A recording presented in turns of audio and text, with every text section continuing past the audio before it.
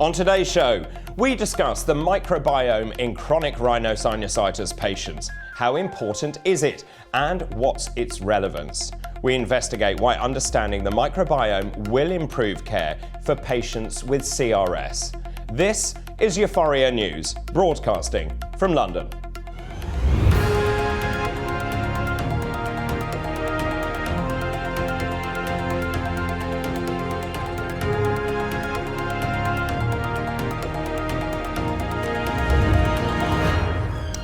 Well, hello and welcome to EUFOREA News. I'm Dr. David Bull and welcome to our first show of October 2021 and our brand new studio. Now, much has been written in recent years about the microbiome and its importance to the maintenance of good health. But how does its makeup impact on respiratory diseases like chronic rhinosinusitis?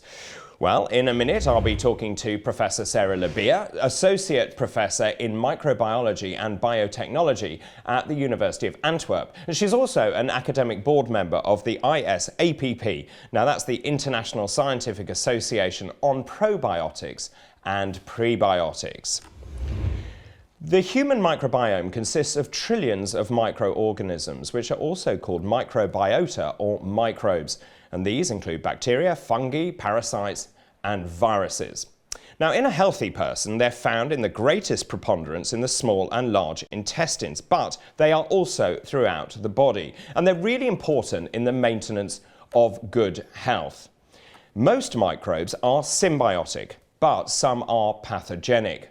But in a healthy person, they coexist without causing disease. But if there is a disturbance in that balance between them, which is brought on, say, by infectious illnesses, certain diets, or the prolonged use of antibiotics, then the body may become more susceptible to disease. So how important is understanding the microbiome in the management of CRS patients? Well, to tell us more about this and to explain her latest research on the microbiome, I'm delighted to be joined from Antwerp by Professor Sarah Lebeer. She is Professor of Applied Microbiology and Biotechnology and has been an academic board member of ISAPP for the last 5 years. Professor Lebeer, it's fantastic to see you. Now, I started by outlining a little bit about the microbiome. Perhaps you could add to that and explain how important it is in the maintenance of good health. Well, the microbiome has three important functions, actually in every body part where they are present in large amounts. The first function they have is that they keep pathogens away. So the more microbes that you have, or the more diverse microbes you have, you're better protected against an invasion of pathogens. The second important function they have is that they help our immune system to function optimally, and also help us our barrier functions to keep all kinds of pathogens, but also noxious particles away. And then the third important function they have is that they're actually living and producing a lot of chemicals and molecules that are important for our body functioning. For example, in the gut, they can make vitamins. So reading about the microbiome, some people say that each person has a unique microbiome. Is that true? Well, it is true in one way, but we also have found that actually you can also classify people according to their dominant microbes, and then you see a lot of parallels between groups of people. So, for example, for the nose, we have found that there are different nasal types according to the dominant microbes that are present. So the differences are not so large as you would expect from the beginning. How interesting. So you've been studying the microbiome in CRS. Tell me, what exactly have you found? Well, we did a big study with different partners all across Belgium, and our main question was what are the main differences in the nasal and the nasopharyngeal microbiome between patients, CRS patients, and healthy controls. And we wanted to look whether we could find some novel insights into the microbial cause of CRS. And we did find some differences. So we did find that patients had a little bit more pathobionts or pathogenic bacteria such as Staphylococci or Corynebacterium tuberculosum or Haemophilus influenzae. But actually, the difference in terms of pathogens was not so big as what we expected. We we actually found the opposite, that the patients had less beneficial bacteria. And when you say less beneficial bacteria, which ones are you talking about exactly? Well, the most prominent difference was that we did find less lactic acid bacteria in the patients. So we did find less lactobacilli and also less dolosi granuli, which are well-known or less well-known lactic acid bacteria. So the lactobacilli, where would you normally find them, and what's their role? Well, you can find them in fermented foods, but also in the gastrointestinal tract. So they're best known for their probiotic properties for gastrointestinal complaints like prevention of antibiotic-associated diarrhea. But it was a surprise that we also did find them to be present in the nose, and that we did find an association with health in the nose.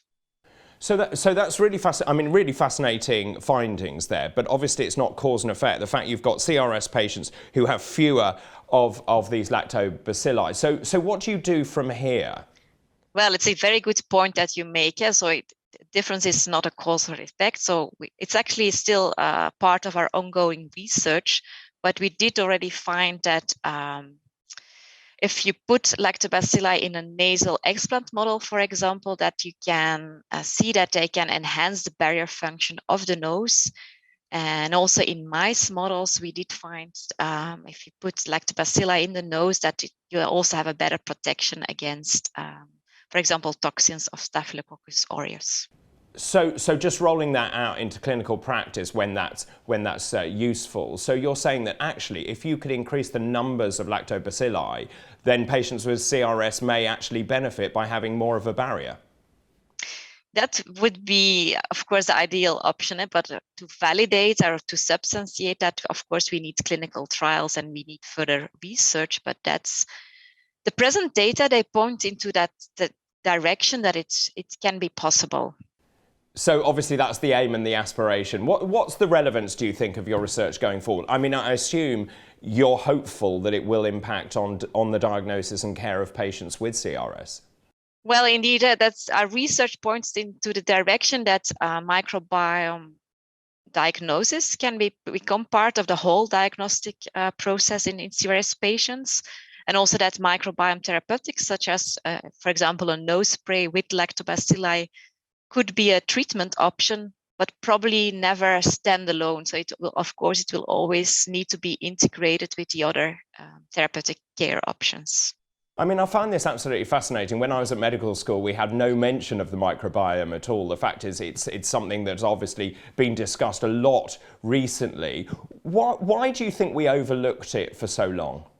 I think because I'm a molecular microbiologist, and I think the main reason is the technology to study the microbiome. So 10 years ago, or even 20 years ago, we only had the traditional culture plates as therapeutic, diagnosis options, and we were only able to culture microbes that are culturable, so that you can grow outside the human body. Well, now we have these DNA techniques to scan the whole microbiome, and we have a much better view on the bacteria that are present in the nose. And even if we are not able to culture them very well outside the human body, it's not necessary because we can use these DNA techniques. No, that's really interesting. So what are your hopes and aspirations? What do you predict are the future implications of your findings? Well, I hope that we can help towards the development of novel microbiome therapeutic options, and that we can, it will not be easy to design live biotherapeutic products with, for example, nose spray with live beneficial bacteria, but I hope it will be possible to help patients to relieve their symptoms or at least prevent them to have relapses, for example, after surgery. Well, I wish you a great deal of success. It's a really exciting field of medicine. Thank you very much indeed, Professor Sarah Lebeer. Thank you. Have a nice day. Well, that's it for this first EUFOREA news show of October. Many thanks to my guest, to Professor Sarah Lebeer. As always, you can find more information about EUFOREA, and you can also register for the EUFOREA meetings on the euphorea.eu website, where you can also sign up to receive the latest news via email. And don't forget, you can follow us on Twitter too. The address is at EUFOREA. But until next time, from all of us here, goodbye.